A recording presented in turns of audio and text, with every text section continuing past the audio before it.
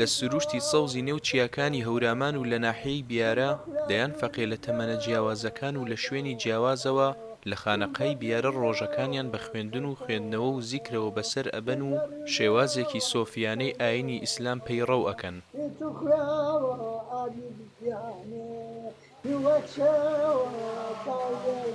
تەمەنی خانەقای بیارە 130 ساڵە و لەلایەن کەسێک بە ناوی شێخ عومەر ضیاءەددینەوە دامەزراوە کە مەرقەدەکەی لە ئێستادا لە نێو خانەقاکەدایە. لەم خانەقایەدا دەیان فەقێ ڕۆژ و شەو بەسەر ئەبەن و کاتەکانیان بە خوێندنەوەی قورئان و خوێندنی زانستەکانی حیکمەت و فەلسەفە و فیقه و کەلام و زانستەکانی قورئان و فەرموودە و چەندین زانستی ترەوە بەسەر دەبەن. ئەمە جگە لە زانستی پزیشکی سروشتی کە چەندین نەخۆشی جیاواز بە ڕووەکی سروشتی چارەسەر دەکەن.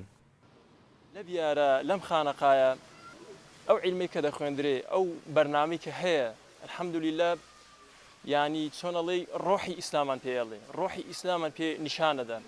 کەشوهەوای ئاینی نێو ئەم خانەقایە و ئەو ئیسلامی لێرەدا پەیڕەو دەکرێت، ئیسلامێکی ئاشتیخوازە و خاڵیە لە توند و تیژی. ماوە تاقمێک دروست دەبی ئیتر بەناوێک هەرێکەوە بەناوێکە فکرێکی تون و تیژی هەیە.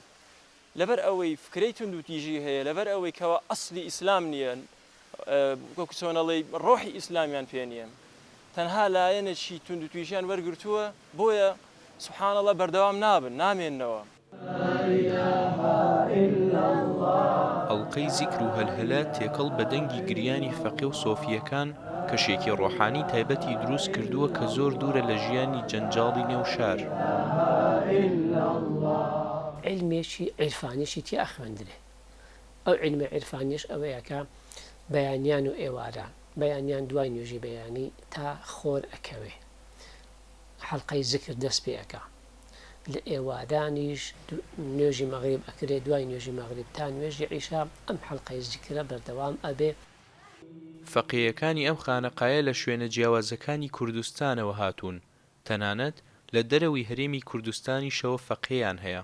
فەقێکانیشمان لە کوردستانی ئێران، کوردستانی ڕۆژهەڵاتیەت، لە کوردستانی خۆمانە تەواو لە زۆربەی شار و شارەکانەوەیەت و هەروەها لە خوار بەغاشەوە چەند فەقەیەکی زبان عەرەبمان هەیە. پار فەقێمان هەبوو خەڵقی تورکمان سەحرا بوو لەسەر حدودی ڕووسیا و ئێران. ئەم خانەقایە تەنها بەڕووی فەقێیەکاندا کراوە نییە، بەڵکو هەر کەسێک پێ بنێتە ژوورەوە دەست لەسەر سنگ پێشوازی ئەکەن و خواردنی ئەدەنێ و شوێنی حەوانەوەی بۆ دابین ئەکەن. ڕێباز مەجید، دەنگی ئەمریکا، هەورامان.